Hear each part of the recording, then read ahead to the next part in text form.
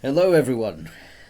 I'd like to begin by saying that on the 26th of June, me and Dr. Richard Oxenberg had an amazing discussion about his dialogue with ChatGPT-4 about the existence and nature of God and about religious beliefs and politics. I loved reading Richard's pushback against ChatGPT-4's theism, and in particular the parts where the problem of evil was concerned. And I could never do Richard's eloquence justice, but I can only try to go over some of the points that we covered during our Skype conversation, which failed to record, by the way, and I was absolutely gutted. So from now on, I'll be using Zoom. I'm very thankful for the moral support I received from my friends Matt Gray, Nini Castle and Stephen Wallard. Thank you very much, guys. I mean, I was really down, feeling dispirited, and you lifted me up. It's always nice to have someone there to listen to our grievances and, and just provide moral support in general. I've had Richard on this podcast before to talk about his Essential Foundation article on why evolutionary theory contradicts materialism. Richard also has a PhD in philosophy and a keen focus on ethics, religion and ontology. He's also authored a book called On the Meaning of Human Being, Heidegger and the Bible in Dialogue. What we covered during our last chat was amazing, so you can imagine how deflated I felt when I discovered that it wasn't recording. We talked about the crisis in the religious understanding of our time and the fact that the Christian right seems to be embracing former President Donald Trump like he is some kind of messiah, even though he's known to be a habitual liar, which prompted us to speculate about people's psychology and how they might reconcile following and deifying a lying politician with one of the 10 commandments, which is thou shalt not lie. Lying also being a big no-no in moral philosophy. We also touched upon the lectures of the Christian existentialist Paul Tillich, who talked about God as the ground of being and whose work shows how much people today are, by and large, hermeneutically incorrect. Anyway, our talk wasn't about proving or disproving the existence of God, but it was more of a philosophical exercise in discussing theistic beliefs, theodicies and their implications. I still maintain, in the spirit of Epicurus, that no theodicy in the world can vindicate a good God in the face of evil, but with one caveat. Provided that such a God is separate from us. If, on the other hand, God suffers with us because we are him, or her, or it, whatever pronoun you want to use, and God is truly everywhere, then we can hardly call such a God a sadist or a moral monster. Under the notion that everything happens in the mind of God, as George Berkeley asseverated in his subjective idealism, both good and evil are known by virtue of his omniscience. Therefore they manifest in reality as polar opposites. After all, a good person can have bad thoughts and recognize them for what they are. Most of us, in fact, think of worst-case scenarios when we are anxious, and it can be hard work staying positive. So, now more than ever, whenever someone asks me if I believe in God, I feel it's imperative to ask, I know it sounds a bit like Jordan Peterson, but what do you mean by God? Describe that God to me, and I'll tell you whether or not I'm an atheist about it. It's an agnostic position, I suppose, as a preliminary to a definition of the concept of God. I've spoken about ignosticism before, or igtheism, if you prefer, which isn't to be mistaken for agnosticism, although I might describe myself as an agnostic atheist in reference to a particular concept of God or deity that someone might describe if I don't find it compelling. I have never been a strong atheist, though, because that too requires the burden of proof. Penn Jillette once declared that he believes God doesn't exist, which is a faith-based position, and neglects the fact that evidence of absence isn't necessarily absence of evidence. If someone tells me that Jesus Christ, as the embodiment of God, never returned and therefore doesn't exist and never existed, I shall respond, how do you know? Christ could be hiding in a cave right now, and he may have his reasons. Have you looked everywhere on this planet for Jesus Christ? Have you checked in every cave and under every rock of every planet in the observable universe, let alone beyond, for Jesus Christ, to know that he definitely isn't there? The best that anyone can do about the question of whether or not God exists is to say, I don't know. If you consider consciousness to be God, and the proof is that we are conscious, then I can't argue with that. Idealist metaphysics, after all, regards consciousness as primary. It's the prime mover, and a primordial, pristine awareness inevitably comes to know good and evil. Mike Todd from the Chalsoft Group also got my attention to apophatic approaches regarding the concept of God, such as Advaita and the Upanishads, where Brahman is consciousness and described as neti neti, not this, not that, because it transcends all concepts, which really resonates with my experience.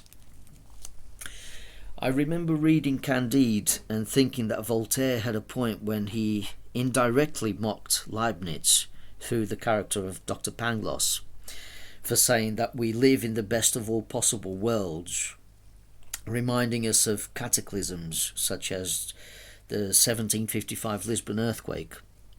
But while some favour a multiverse of myriad possibilities, some theodicies which consider natural evils would still back Leibniz. Given the laws of nature we have to contend with, the very thought that we can't possibly live in the best of all possible worlds is what impels us to make some changes to improve the world. Hence the proverb from one of Aesop's fables, The Crow and the Pitcher, necessity is the mother of invention. One can argue for a greater good theodicy that says evil exists to allow the development of virtues like courage, compassion and forgiveness, which would not be possible without the presence of suffering and moral evil. Although, understandably, this doesn't sit well with most people. Perhaps there is such a thing as constraints of logical possibility where while God's power is not limited by external factors, it is constrained by logical coherence. So creating a universe with free will and moral agency might logically entail the existence of natural laws that can lead to natural evils. Perhaps what manifests is only possible within Stephen Wolfram's Ruliad, which is defined as the entangled limit of all possible computations. The structure of this unique and unbelievably complex object would be inevitable, and free will, as we understand it, loses its meaning. Perhaps Hoffman is closer to the truth. I've mentioned the work of Donald Hoffman et al. Within conscious realism, or under the rubric of metaphysical idealism, where space and time are seen as emergent properties of geometries beyond the Planck scale, and not fundamentals. The wellspring of reality, which precedes even the Amplituhedra that symmetrically maps onto the Markovian dynamics of our unified quantum field, including spin, mass and momentum, is consciousness itself, as recognized as the irreducible ground of existence. As I said before, not nothingness, as this one doesn't exist by definition. And Amplituhedra alone contain trillions of dimensions, of which this universe is nothing but a derivative as well as a collective mentation. Evidence that space-time is not fundamental has been coming out of the Large Hadron Collider. Previously, when physicists dealing in high-energy physics deemed the space-time fabric to be fundamental, they ended up with countless pages of algebraic equations just to describe a single particle trajectory from collisions. They knew something was wrong, until someone suggested that perhaps they should treat space-time as just another feature of reality rather than a fundamental. And lo and behold, as soon as they did so, the mathematics got simpler and barely a single sheet of paper with calculations was needed. Moreover, they noticed all these geometries emerging which have to exist beyond our Planck scale, and their decorated permutations describe the properties of our quantum field and suggest higher dimensions.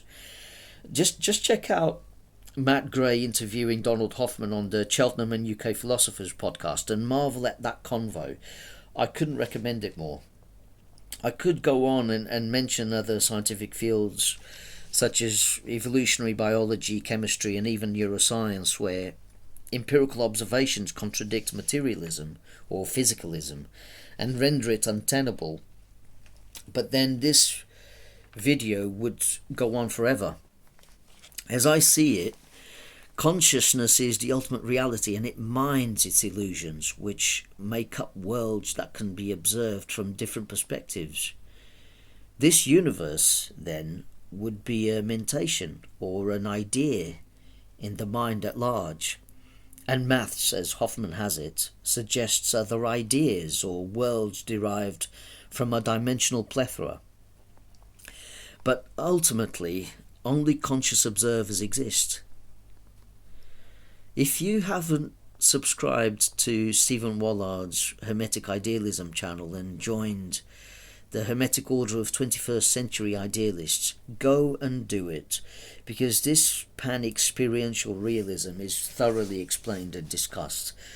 Local realism is false, and as Hoffman put it, space-time is doomed.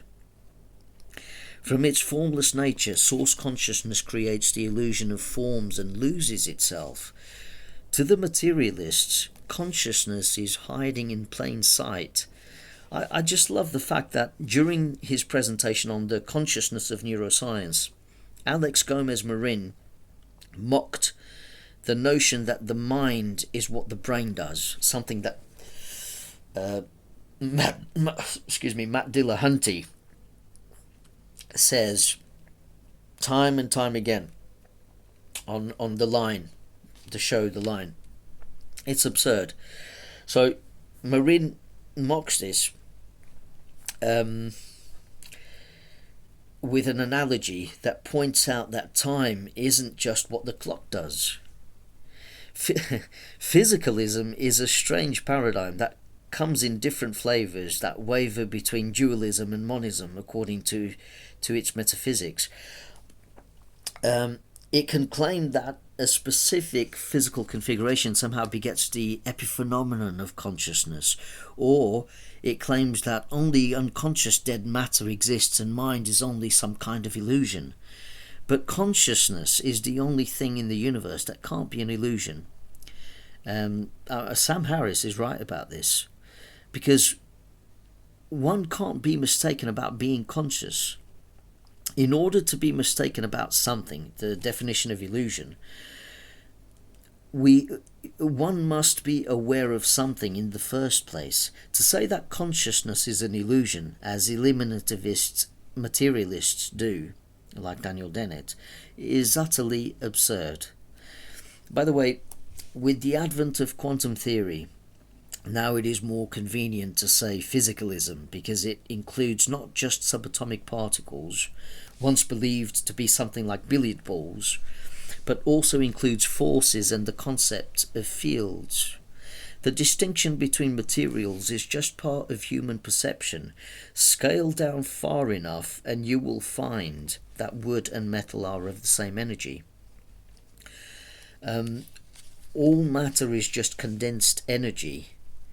Now the question is what the nature of this energy is, which science can't tell you, no matter how much reductionism is applied. Science, as a method of inquiry, can only tell you how this energy behaves, but it says nothing about its ontology. You may call the energy that makes up the universe physical, but this adjective can only take you so far. What does it mean it's physical? If you mean it's a substance devoid of mind, then you run into problems, because obviously minds exist. And we know observations contradict dualism, so we only have two monistic options. Either the world is entirely physical, whatever this means, in which case minds don't really exist, they only seem like they do. Or the world is entirely mental in nature, there is only mind. And the notion of physicality is born out of a persistent illusion. If consciousness is fundamental, then the universe is nothing but a collective mentation, a kind of shared dream, as it were. The physical configuration business that somehow magically begets consciousness makes no sense to me. Why should a particular structure of unconscious matter or atoms flowing in a particular direction at a specific speed and so forth produce the what it is like to be that system as a byproduct? There is nothing wrong with using the word physical, by the way, in a colloquial way. After all, words are meant to be descriptive. But there is obviously something irreducible about consciousness and bears the hallmarks of a fundamental. As I said before, just like the photon, it doesn't require a secondary light to shine on itself. It is its own light. We are that primordial foundation. As Matthew Knott poetically put it, I love this. I am the silence within the noise, the stillness within the movement, the unchanging within the changing, the presence within which all is present, the timeless dreaming of being within time, the formless within all forms, the being within every being, the spirit within all souls. I am that I am. It's just a brilliant quote. Excuse me. So if there is only that I am, then no matter what happens, everything is okay, because ultimately it's all just a dream, the dream of life. It could also be thought of as the ultimate game, like fencing, like the picture I have on display, where you can get, you get the participants and you get the observers, as you can clearly see, and someone's taking pictures. It's like fencing. Life is where you can get wounded or killed, but not really. Where you can get hurt, but everything is okay on another level. Don't take it too seriously. It's just a game, God might say. It's just like a sport where everything is just pretending, but the children of God, as it were, forget that it's just make-believe. And even in the game of opposites, of foes and opponents, there is an agreement within the play. There is always an agreement, however implicit, in the play of life. Even if the agreement is that both parties agree that they are going to have a fight or some kind of face-off. I'm really interested in the problem of evil and the notion of moral responsibility, which ties in with the notion of free will, a topic which can be another can of worms. Here's a powerful excerpt from the interaction between Dr. Richard Oxenberg and ChatGPT-4 as the result of the former pushing back on the latter. God grants free will to humans out of love and a desire for genuine relationships with his creation. Genuine love requires freedom, and with freedom comes the possibility of choosing against God's will. This allowance does not mean God is the author of evil, but rather that he permits it for the sake of greater goods, such as free will and moral growth. This, as you can see, is part of one of the theodicies I was telling you about. Alvin Plantinga defends free will by by positing that its existence is a greater good that justifies the possibility of evil, and that God's omniscience includes knowing all possible worlds, and a world with free will is seen as more valuable than one without it, even if it includes evil. Although neither me nor Richard is fully happy with the idea that evil is always necessary for growth. It might emphasize the good, but I'm reticent to accept that it's some form of tough love by a higher power. Perhaps it could be seen as a kind of price to pay for the freedom to act and the possibility to fall in temptation, as they say. Like the trade-off between freedom and security within the social contract. Oh, pardon me. I felt that ChatGPT-4's free will argument ruled out hard determinism and seemed closer to libertarian free will than, say, Daniel Dennett's compatibilism, which is really soft determinism. In fact, I got the impression that ChatGPT-4 was making a revival of libertarianism. It argued for agents as first movers in the following excerpt. Within the framework of agent causation, agents can be considered as first movers or originators of their actions. This means that while their actions have causes, the agent's intentions, desires and reasons, these causes originate within the agent and are not merely the result of prior external events. In that conversation that never recorded, me and Richard touched upon the Kalam cosmological argument, which hinges on this syllogism. 1. What begins to exist has a cause. 2. The universe began to exist. 3. Therefore, the universe has a cause of its existence.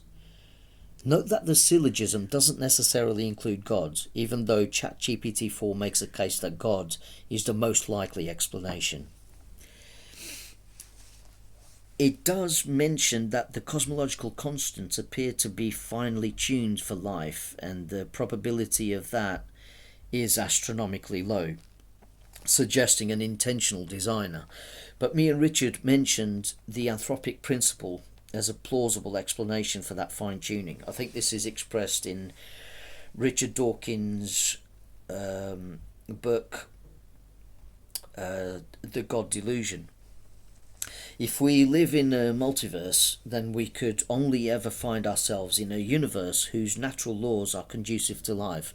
Thus, our universe might be a rare needle in a cosmological haystack. It's a possibility. There is only one problem with this. There is no empirical evidence for the existence of lifeless or otherwise universes other than what mathematics suggests. The anthropic principle ends up being as unconvincing as William Lane Craig's assertion that God exists because objective moral values exist. Neither of us is convinced by the syllogism behind the ontological argument for the existence of God either, where an abstraction appears to be used as evidence for the necessity of God. Because if we, according to the ontological argument, if we can conceive of a perfect being in imagination, then that perfect being necessarily exists.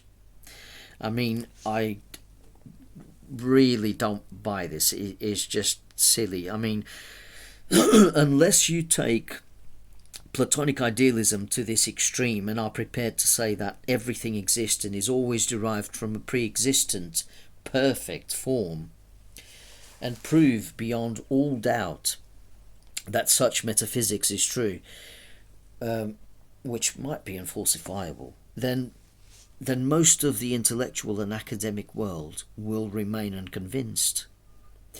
One of the interesting things that ChatGPT-4 did was to avoid infinite regress by saying that the first cause is timeless and uncaused.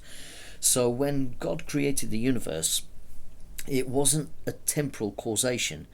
This is redolent of Max Tegmark's vantage point beyond the entire four-dimensional wave function since the Big Bang up until now and into the future, which he says, would appear as a static construct made of space-time frames.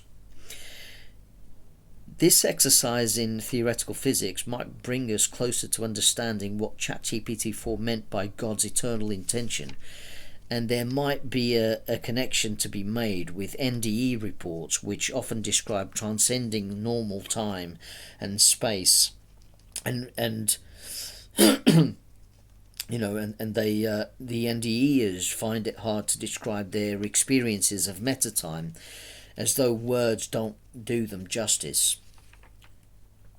Because, you know, everything tends to be understood within a space-time framework.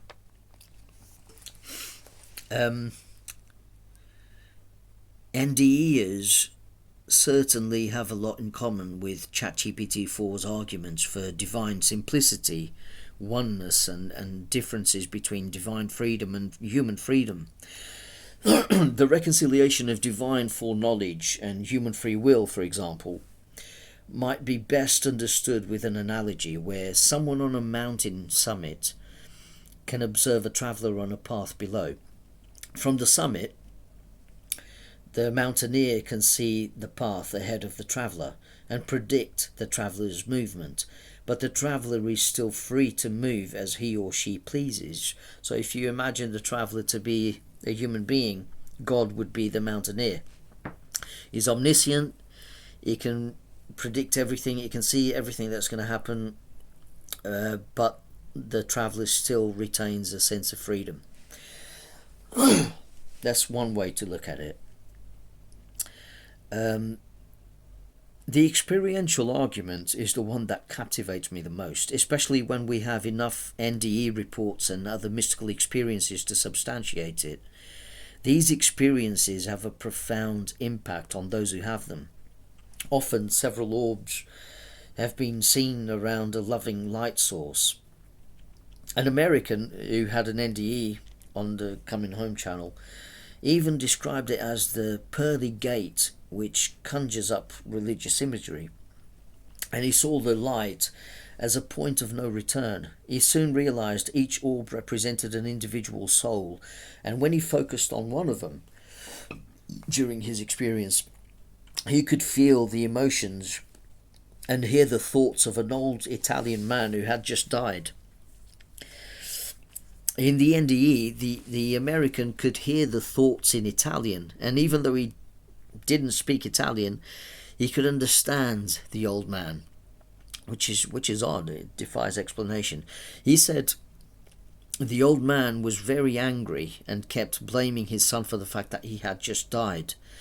Immediately, what was observed was 4 beings of light appeared out of nowhere, came to the rescue of this old man and surrounded the orb that represented the old Italian man. The American could vicariously feel the powerful warmth and love emanating from these beings, and he could sense the peace in the old man's soul. Eventually, the beings took the old man to the main light source, and the American subsequently found himself back in his body as doctors desperately tried to save his life. There are many stories like this. One might call those beings angels. It depends on one's cultural background. There are commonalities in NDEs which transcend culture and religious beliefs, and one might be able to make a reasonable claim that rather than the Gospels and scripture from organized religion influencing the character of these recalled experiences of death, as Dr. Parnia refers to them, it might be the case that it's the other way around. Prehistoric NDE reports influenced our archetypal stories and religious characters in scripture, such as angels, saints, and even Jesus Christ. Akin to Mozart hearing his music in a dream before reifying it in our space-time reality construct. This is based on the notion that rather than us having ideas, perhaps ideas have us. Our great insights could come from a divine source beyond our comprehension. Consciousness is what we are, and this is what we need to wake up to. Space and time are just experiences. As Alan Watts put it, and I paraphrase his analogy, we are not just a focused spotlight, we are also a floodlight capable of illuminating entire fields. We were taught that we are just spotlights and nothing more, and that when our lights go out, as they say, we will be in darkness forever. This is just plainly false. We have been neglecting our floodlight nature all along. This human spotlight will disappear one day, and then we will realize and remember that we were and will always be a floodlight eternally. This life is merely a conceptual transition. Perhaps even the game, as it were, is just a mere concept, a reduction of what it's actually meant to be in its ultimate sense. As Hoffman and Kastrup humbly put it, analogies in the end can only take you so far, and a theory of everything may be beyond our human purview. I guess one must undergo ego dissolution and become at one with the mind at large to acquire a sense of omniscience. At best, NDEs give us a glimpse of what's to come. But being near dead may only be the tip of the iceberg. If you are truly dead, meaning a one-way ticket, no return, your mystical journey may be even more unfathomable from the human perspective than the NDEs people report and often struggle to describe with words. Rather than a game, it may all be just about experience. Rather than winning that game of fencing, it may be just about the experience of fencing. Perhaps it is all about the universal mind knowing itself, just as we often say that the journey to wisdom is knowing thyself, and the journey applies as above, so below, as they say. Perhaps this mental existence is multi-purposeful. Maybe God is like a child playing and imagining all these scenarios. Weren't we all like that once? Aren't we all like that still on a deeper level? Like children? It seems we are blinded by our current egos, and perhaps even at death we might not be rid of our egos so easily. Who knows? It seems evident from NDE reports that deceased loved ones appear to retain their personalities, albeit a lot happier where they are, wherever that may be. There are children who have experienced things on the verge of death and acquired knowledge that they couldn't possibly have during their NDEs, such as cases where children meet deceased siblings that they never knew because those siblings died before they were born and their parents never told them. Theoretically speaking, the dead siblings would have acquired the mind at large perspective. Let's take the Castropian view here. And if this universal mind has it all experiences with all their nuances, it still retains the experience of what it was like to be all the people that passed away. So when those children had the NDEs, the mind at large used the recorded personalities, presumably in its ether, to communicate to the nearly dead that they are okay. According to monistic idealism, we are all the same. We are the mind at large. We are Alan Watts' floodlight. We are Brahman. Or like one of Ricky Gervais's songs on the David Brent album, we are electricity and we never die. The nearly dead children, in theory, communicated with the personalities of the dead siblings. Mind at large talks to mind at large at different levels. That's one way to look at it. Just like we talk to ourselves in our heads sometimes. Again, as above, so below. When we are truly dead, we no longer need these dashboard ego representations to ease communication. We can simply look outside the analogous cockpit and see what reality is really like. Then the reality of all mind becomes more apparent. The barriers of this world and illusions of separateness no longer apply. So the dead are always with us. It'll all be one, one full of love, bliss, peace and unity. People might say it's too good to be true, but evidence points in this direction. What if it's simply true? Many realize from these experiences on the verge of death that it's love all the way down. That's how they describe it. Several people have described it like this: love all the way down. There is only love. Love is the source. It's a radiant awareness full of love, unconditional love all the way down.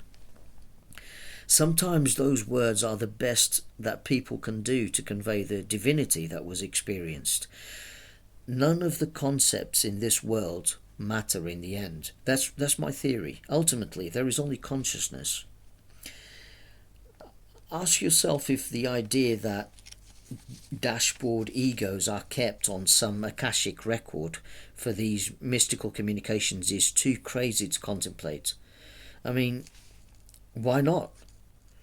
Do we know how memory works yet?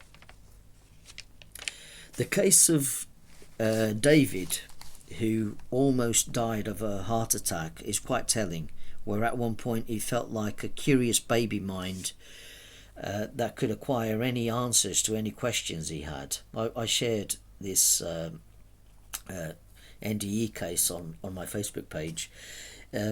David travelled in this space where he saw representations of the many lives he had lived, all those egos, and then he remembered the latest ego amongst those recorded lives, and he saw that he was still David on earth and hadn't quite died.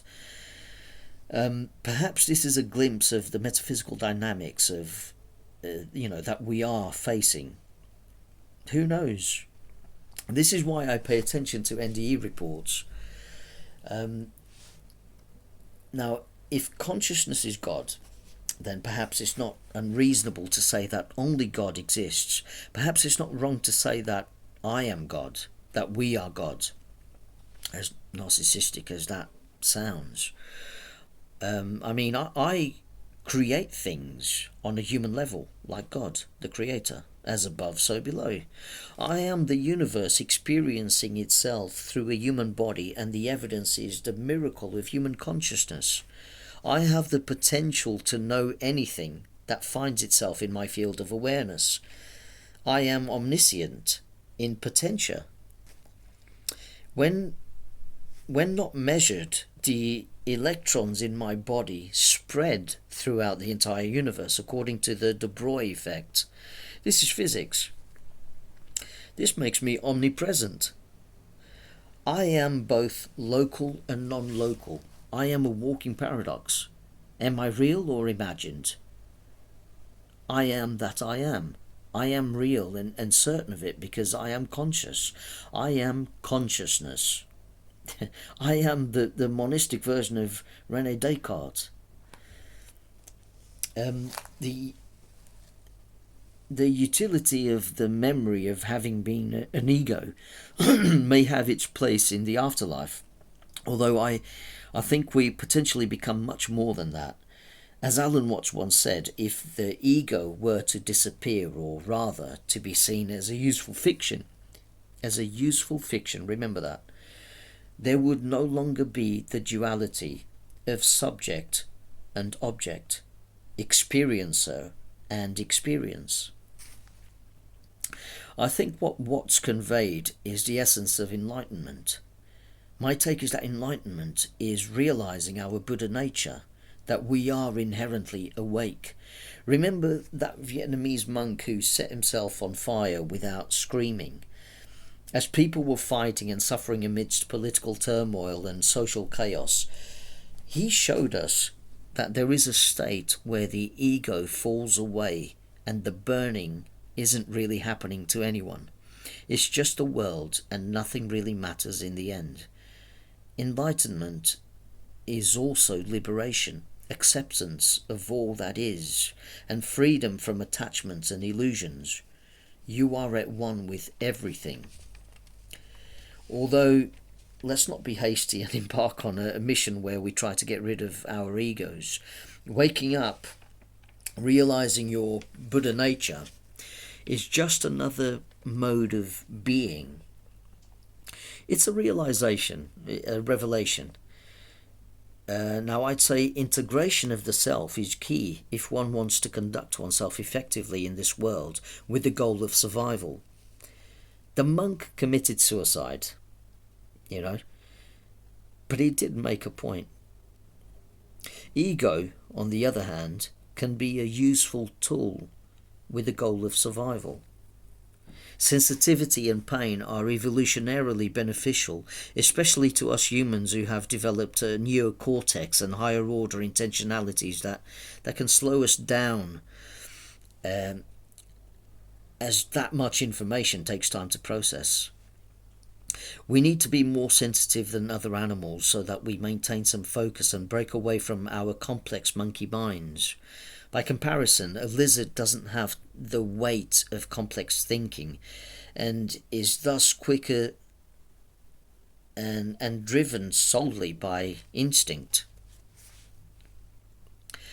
Hence the reason why Alan Watts described the human ego as a useful fiction. We need this useful fiction if we are to survive in a chaotic derivative of a mind field pregnant with infinite potential.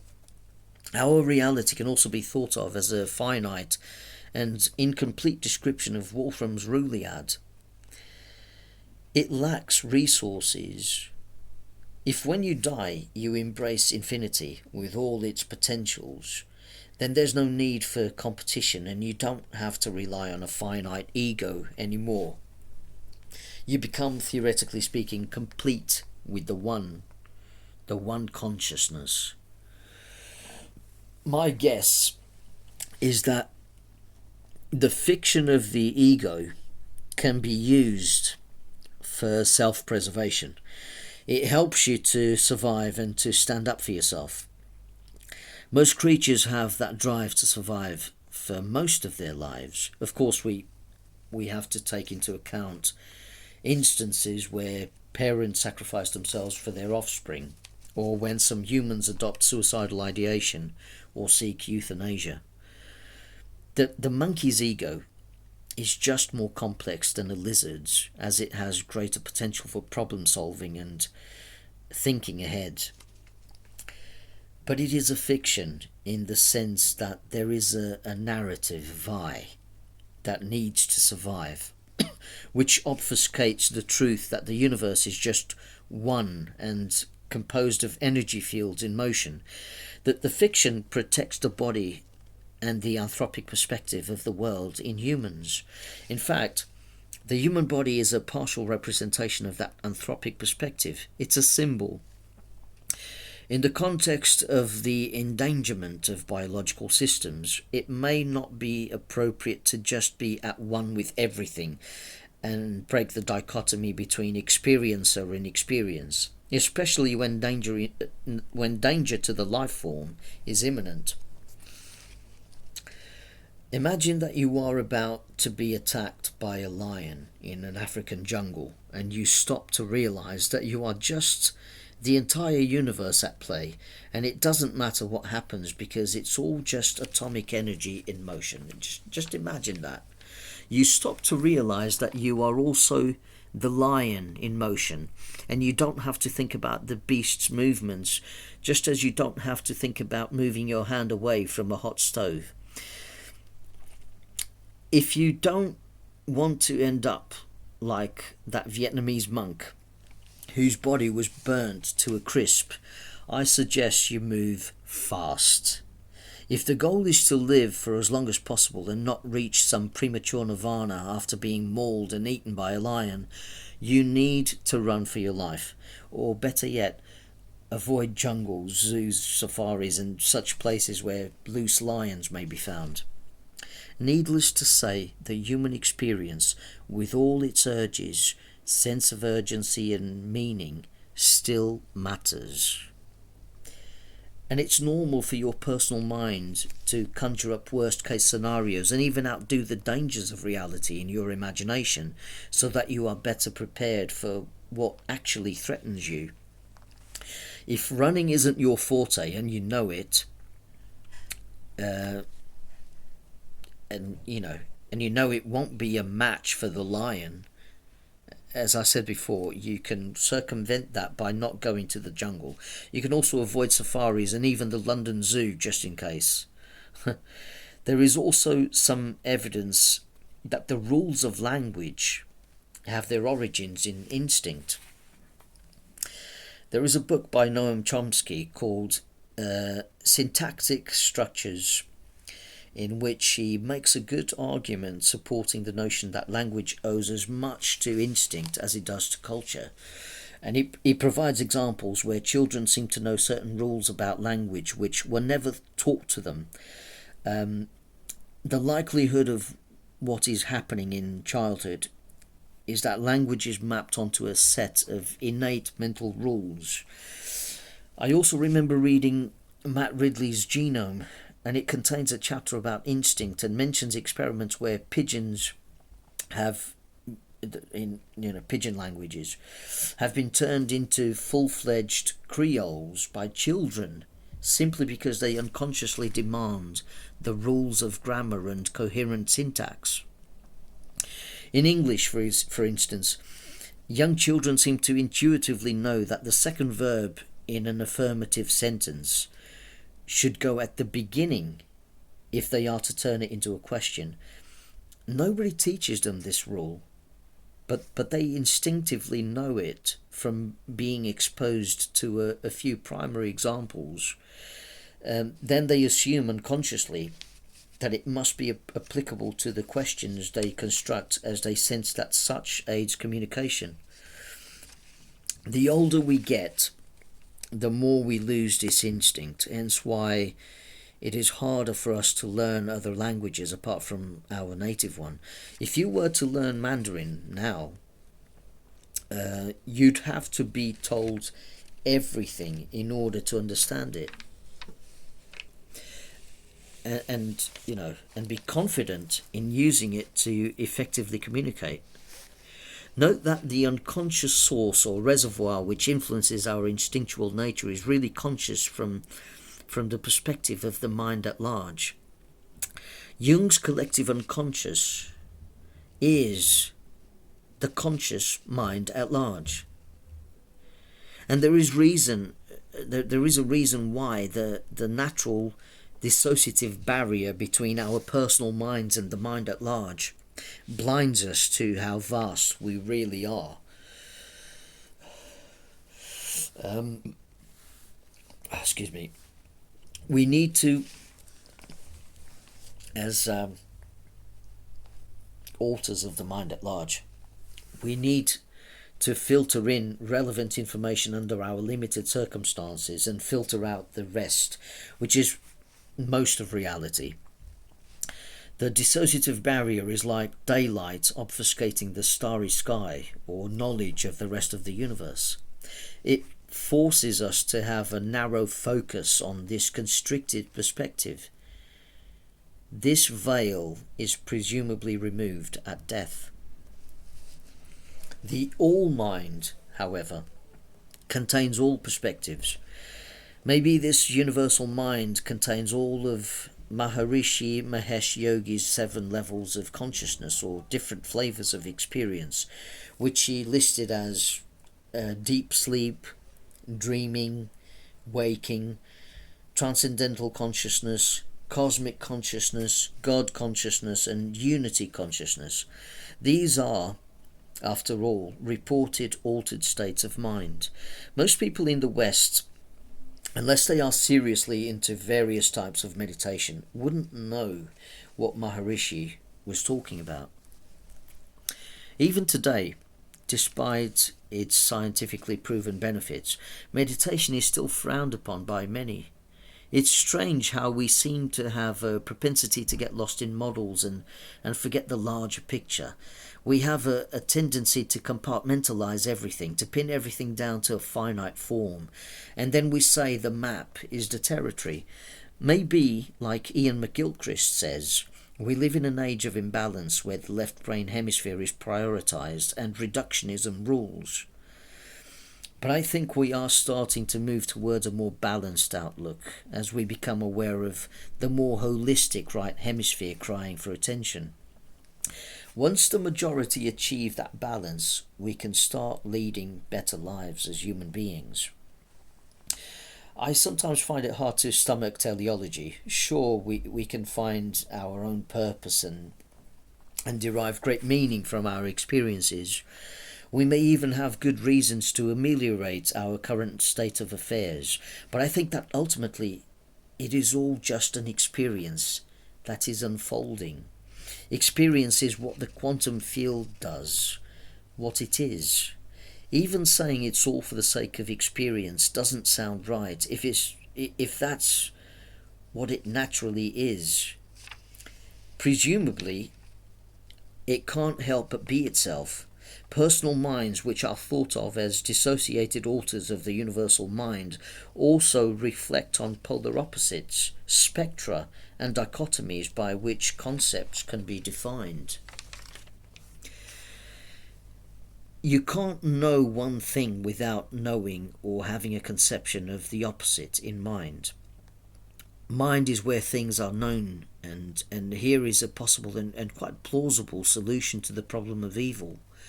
We can't help but think about bad things, and more so when we're told to avoid thinking about them. Because in order to avoid thinking about a particularly unpleasant subject, we must first know said subject in order to make efforts to avoid it. How else are we to know what not to think if we don't think about the very thing we are trying to avoid, right? So if we are to make sense of the assertion that we are made in the image of God, then we would have the same problem. As above, so below, again. As I said before when I was talking about the discussion Dr. Richard Oxenberg had with ChatGPT 4 about the nature and existence of God, just because people have dark thoughts doesn't necessarily mean that they are bad people. In a similar vein, just because bad things take place in the mind at large doesn't necessarily make God bad. This reminds me of a wise quote I came across on the Psychology Love Facebook page. It goes like this: a saint was asked, "What is anger?" He replied, "It is a punishment that we give ourselves for someone else's mistake." I just find it so wise. There's definitely wisdom there. And it conveys a message of unity. By the way, I'm not averse to the usage of the word God, but personally I'm inclined to be an idealistic naturalist who doesn't object to the idea of consciousness being fundamental. In fact, I would say it is very likely. As I said before, when someone uses the word God, I may ask them what they mean by it. If they mean it poetically to refer to the universe or nature like Spinoza's God, or the Einsteinian one, then I have no objections. If they define it as the one conceived by literal interpretations of religious scripture, then I am a de facto atheist in regards to that conception. If they tell me that their God is the I am that I am, in essence, consciousness as the ground of existence, then I have no objections. Not too long ago, on my Facebook page, I shared the mystical experience of Andy, a man who drowned and was resuscitated. His NDE followed his excruciating death throes. What was striking about that case is that Andy mentioned things that I've heard reported by others who nearly died. A warm, loving light, and this conscious light referred to itself in the singular and plural, saying, I love you, and we love you, and also had a sense of humour, saying, you take life too seriously. He was exposed to many screens representing several lives before merging with the light and meeting other beings where they enjoyed a party full of joy and laughter. Yeah, maybe he was dancing with cherubs. The questions he had led to the exploration in that place of other universes, and he saw the Big Bang, the beginning of this universe. It was the end of another one that preceded it, and then there were parallels and many other universes and other realities completely different from our own. And eventually he acquired a sense of knowing everything in that light realm, as though his consciousness expanded. Again, it fits in with monistic idealism. Then typically Andy didn't want to return to his earthly life, but the light told him he had to continue living his life on earth, so he went back. This NDE, like the majority out there with their commonalities, appears to agree well with also with the analytic idealism of Bernardo Kastrup and Donald Hoffman's conscious realism. Perhaps the NDE is a glimpse of what to expect. This mysterious light, our home as many refer to it, which is one and many, tends to tell revenants not to worry, that everything is okay. Maybe because from that perspective, from the perspective of the One, we all realize that at the end of every journey, transcending space and time, we have a jolly good spiritual home to return to. So all those chaotic, illusory worlds that we experience are just playtime. I know this is anecdotal evidence, but by examining NDEs or REDs, and there is good reason from Dr. Parnia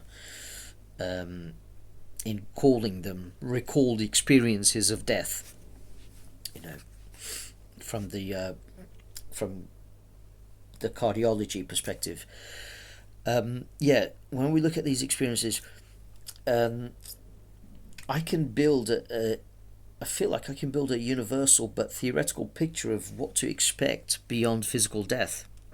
And they are glimpses. We can already intuit that experience is continuous, insofar as we can tell that metaphysical idealism makes more sense, is more compelling than physicalism.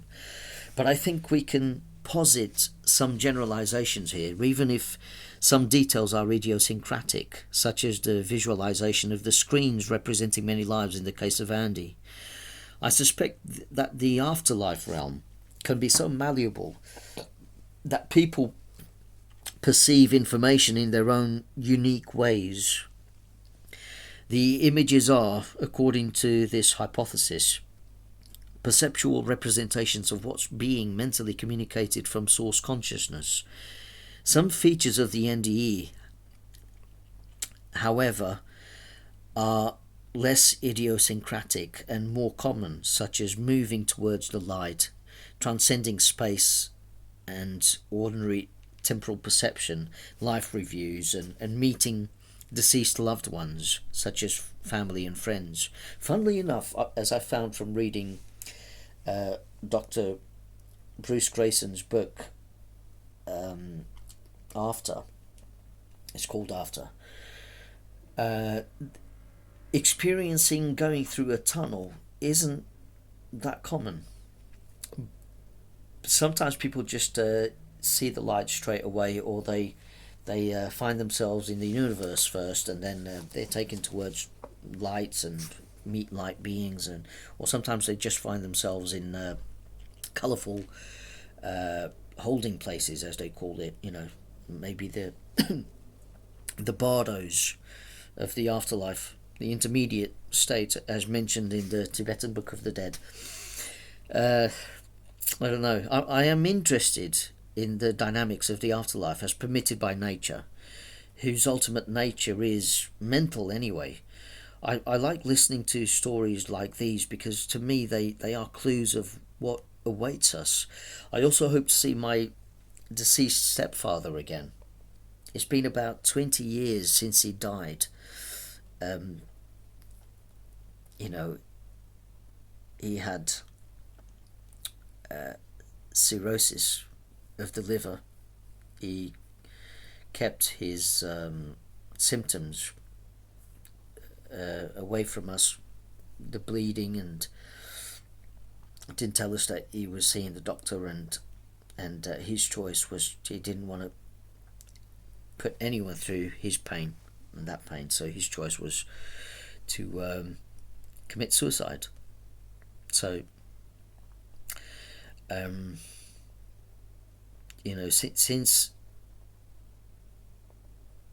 since that time I've had lots of experiences. In fact, before he died, he told me once that if the afterlife is real, he would do his best to communicate and confirm it after he passed. When he finally died, he started coming to me in dreams. The first couple of dreams triggered lucidity right before I woke up, where I would realize in astonishment that he was dead. The first time I exclaimed in the dream, "You're dead," I've realized, oh my God, I'm talking to you and I've just realized you're dead. To which he replied, "Yes, that's right," and I woke up. Then the next time I induced a lucid dream and was exploring a replica of my house at that time, I wasn't even looking for him. It's almost as if he decided to catch me lucid in a dream so he could communicate with me properly. I mean, one can only wonder. I was exploring this house replica, this dream version of my house, and which was inaccurate, but suddenly the house began to resemble a tower. It began to change shape. It wasn't my house anymore, and when I entered a room, I saw that it had windows showing me a pink sky. The sky was completely pink. It was beautiful. Then there was a knock on the door, and a tall stranger with a white complexion told me I had a visitor. He subsequently moved out of sight, revealing my stepfather, who had been standing behind him. My stepfather looked slightly younger than he did when he passed, and he also had pale skin, no pigmentation, and it was bright, which was weird. He told me he was okay and wanted to tell me that the afterlife is real after all. I began to feel emotional, and we hugged before he told me to go down a spiral staircase. The more I descended, the darker it got. And then I looked back at him and saw him standing under bright light on the upper floor of the tower. He just stood there looking serene, smiling at me. He gave me the sense that he was at peace, he was okay. And he kept on smiling at me in that light, that stillness, as I slowly descended into the darkness, and suddenly I fell in the darkness and had the sensation of falling on my bed, and with a hypnic jerk I woke up. That lucid dream felt so strange, and unusually laced with emotion. The encounter certainly felt unexpected, that's for sure. It took me by surprise. But in the aftermath of that, I was a materialist back then. In the aftermath of that lucid dream, I thought that perhaps because I was grieving, I had hallucinated it all within the lucid dream that I had just induced in the first place. I told myself that perhaps it was a sleep hallucination based on wishful thinking. I was like, come on, old Indo, you knew you were dreaming while it was happening anyway. Now, look, today, looking back, I'm not so sure if it was just me with my own personal projections of my mind. Perhaps sometimes our dissociative boundaries from the mind at large become more porous and we let in more information from the collective.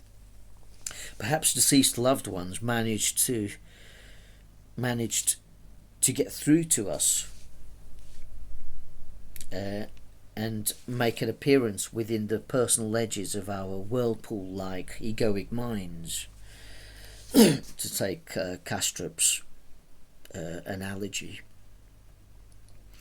Our brains could at times tune into their frequencies. I haven't seen him in a while in my dreams, but I guess I could try to visit him using lucid dreaming. I'll let you be the judge of these experiences.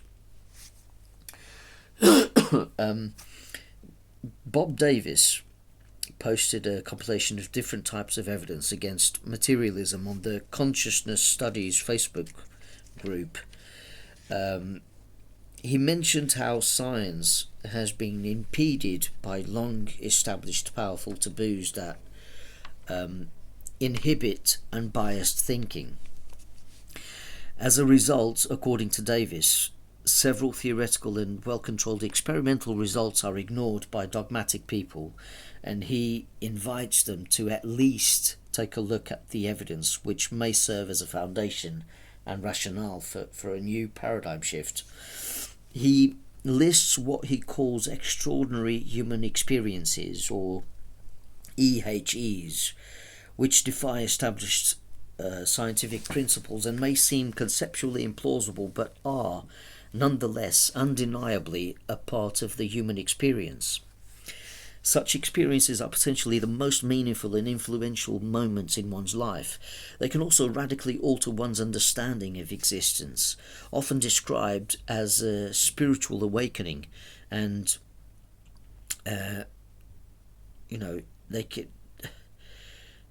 they can also alter one's overall life perspective. These profound experiences include, of course, the NDE. Davis posits that consciousness may be interrelated with the brain in space and time, endorsing filtration theory, and that it cannot be explained by mechanical laws of science alone. The brain, he declares, filters out a supremely expanded consciousness, and he references Jim Bolt Taylor's experience during her left hemisphere stroke. He mentions alterations in brain chemistry that diminish its filtering mechanisms, allowing for the sensation of expanded consciousness, a perceived state of liberation from the limitations of one's ego, resulting in a state of increased alertness or awakening to a new perspective. Davis also cites the quantum hologram theory of consciousness, which aims to address a perceived inability of classical mechanistic physics to explain various phenomena of consciousness. This theory, by the way, postulates that human consciousness is part of and interacts with a larger field of universal consciousness, and that information within this universal consciousness is encoded according to holographic principles. Davis goes on to say that the essence of materialism, that matter is the only reality, is no longer tenable. In fact, he declares it to be plainly wrong.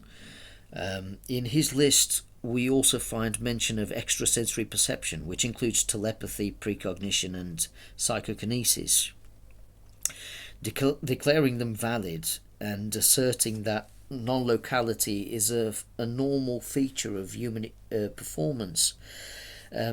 Davis actually points out that numerous experimental studies have been replicated by independent researchers, showing that focused intention can facilitate the transference and reception of information despite spatial temporal constraints.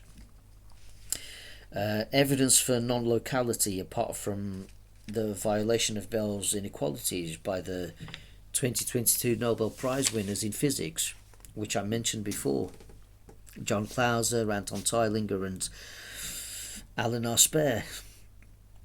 And getting our attention to the analysis of 27 experiments which revealed consistent findings showing that physiological responses to future stimuli actually occur before conscious awareness.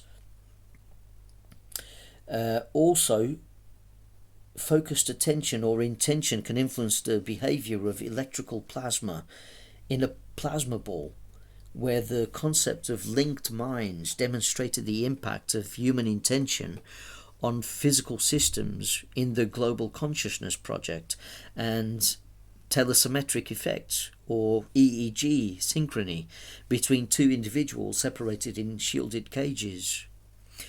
The type of EHE that captivated me the most on Bob Davis's list was veridical perception during NDEs or OBEs, in which people encounter deceased individuals they were not aware had passed away, like the children I mentioned before. Such cases are particularly significant as they provide objective evidence that goes beyond subjective accounts. Like Dr. Bruce Grayson, he also mentions cases where the blind from birth report experiencing sight during NDEs. Deathbed visions and autistic savants that have been documented performing extraordinary mathematical and ESP skills with close to 100% accuracy with no prior training are also mentioned. He could have also mentioned, but he didn't, but he could have also mentioned acquired savant syndrome, where the same is observed in the aftermath of brain damage. Last but not least, as evidence that consciousness can exist independently of brain function, we have, reincarnation claims, and also terminal lucidity, which presents a profound challenge to conventional understandings of severe cognitive decline, particularly in advanced stages of neurodegenerative diseases such as Alzheimer's and dementia. In such cases, we see a sudden return of mental clarity and coherence in individuals nearing death, which present many questions regarding the nature of consciousness and its relationship with the brain. If you think that Bob Davis is exaggerating about the taboos that impede scientific research, just remember that not too long ago the study of subjectivity was actively discouraged in academia. Consciousness is clearly real and deserves its own explanation over premature dismissal. That's how I see it. It may in fact be the only reality.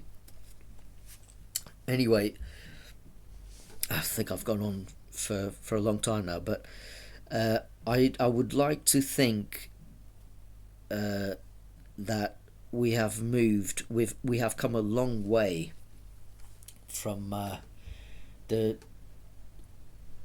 we're taking steps away, even if they're baby steps, that we're taking steps away from materialism or physicalism, because I think people need to realise in all walks of life that it's untenable. I think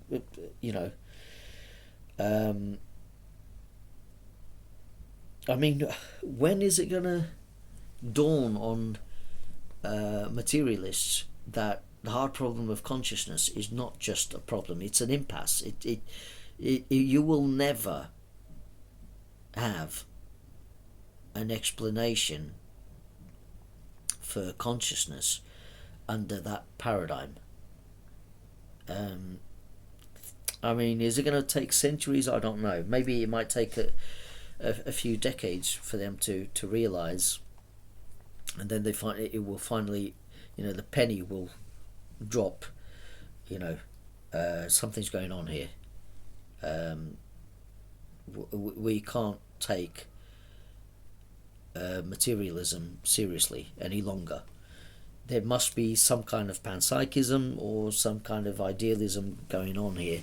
The metaphysics that are most feasible with what we experience and what we observe about reality. But anyway, I'd like to thank Dr. Richard Oxenberg for recommending the 1954 film On the Waterfront starring Marlon Brando. I became very aware of the archetypes and religious connotations in that film, and it has inspired me to think more about the role that morality and our consciences play in our hearts. It is certainly a story about right and wrong and bravery and the proverbial bearing of the cross by a Christ-like protagonist by the name of Terry Malloy. Perhaps next time I'll explain the profundity of such stories, but for now that's it. I hope you enjoyed this video. Hit the like button and don't forget to subscribe.